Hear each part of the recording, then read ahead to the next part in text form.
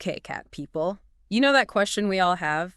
That, does my cat actually like me, or am I just like the can opener? Right. It's the ultimate cat-parent mystery. So we asked you guys for your best cat-human bond stories, got some good ones, and then we dug into the research too. Yeah, you guys weren't kidding about a deep dive. We even found this fascinating study from Oregon State University. It's all about getting to the bottom of how cats choose their favorites. And I gotta say, there's some seriously surprising stuff in here about what makes a cat tick. Okay, so, like, no pressure, but you're saying there's a scientific reason my cat prefers, I don't know, a cardboard box to the ridiculously expensive cat bed I got him. Oh yeah. A lot of it actually comes out of their kittenhood. Those first few weeks are huge. So it's like those nature shows where, like, if a duckling imprints on a rubber boot, that's it. Kind of. There's this thing called the socialization period, which happens before a kitten is 7 weeks old. Got it. So prime time for personality forming. Exactly. The way they're handled during that time, different people they meet it, shapes how they'll act around humans later on. So more cuddles, friendlier cat.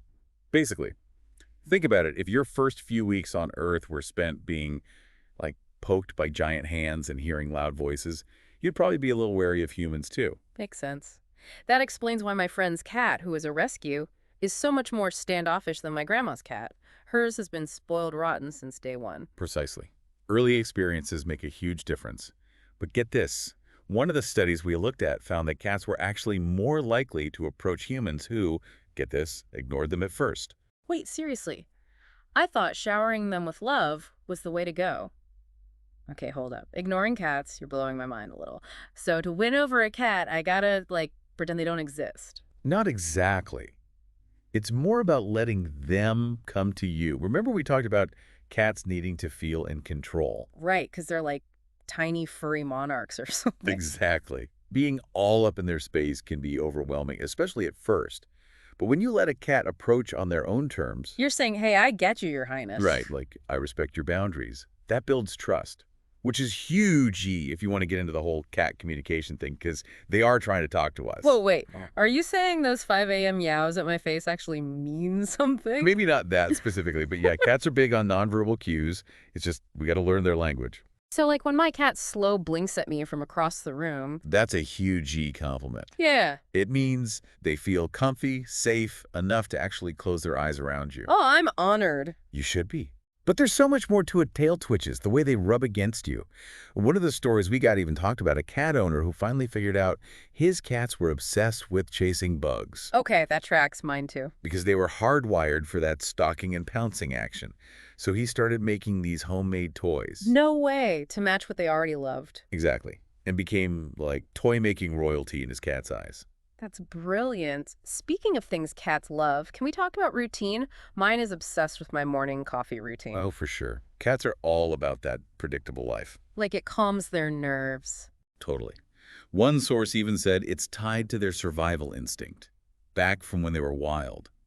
Knowing when to expect food, playtime, even just some peace and quiet, it helps them feel secure. So basically, routine equals cat-sized security blanket. Exactly, and that's what's so cool about that Oregon State study. The one where they preferred their humans over food? Yes. It shows, even more than toys, even more than treats, they really value that reliable connection with us. Even if it's just like 15 minutes a day set aside, just you and the cat, on their terms, of course. That consistency makes you their person. Exactly. Okay, so predictable routines, check. That's like cat love language 101. Definitely.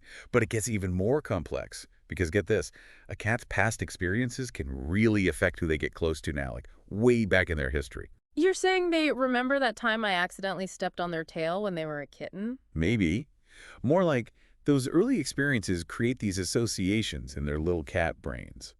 One of the sources put it like this. Imagine like a filing cabinet in their minds. Full of cat grudges. Well, everything. People, scents, sounds, and those memories can pop up again, sometimes in weird ways. So, like, if my cat suddenly hates my new sweater? Could be. They smelled something similar way back when, Yeah. and it brings back a whole thing. Their sense of smell is crazy strong. Wow, okay, so no more judging my cat's random freakouts. It could be, like, PTSD from a bad whiff of something. Exactly. But the good news is those positive associations really stick with them too. Those build the strong bonds. So how do I even know if I'm in the good memories file? Like, what are the signs you're actually officially the favorite? Well, according to the experts and cat owners like you guys, some of it's pretty clear. Greeting you at the door when you come home. Good sign. Okay, my cat does that. Choosing to nap on you, specifically. Big one. Head boops. Even better. Wait, head boops mean something. My cat's obsessed with They're them. not just being cute, though they are very good at that. It's called head bunting, and it's all about those scent glands on their cheeks. Basically, they're marking you with their smell. So I'm being claimed as, like, part of the family. You got it. And if they're giving you belly rubs, that's like the ultimate sign of trust. This makes me feel a lot better. But what about in homes with multiple cats? Someone's got to be the least favorite, right? Not necessarily. Cats are individuals just like us. They might show affection differently to different people. One person is the playmate, another person is the cuddle buddy. So not a competition, just like different roles in the cat's inner circle. Exactly. And here's the cool part. Even if you're not the number one pick right now, there's always room to get closer. So becoming your cat's favorite isn't about grand gestures. It's the little things like speaking their language, respecting their space, making them feel safe and understood. Exactly. And hey, every cat is unique, right? There's no magic formula.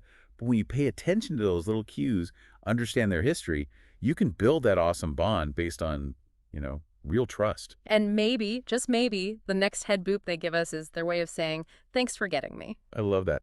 This whole deep dive has me wondering how much of a cat's personality is nature versus nurture. Guess that's a question for another time, though. We'll have to tackle that mystery another time. For now, thanks for joining us for this deep dive. And remember, keep those treats coming and those routines consistent. Until next time, cat people.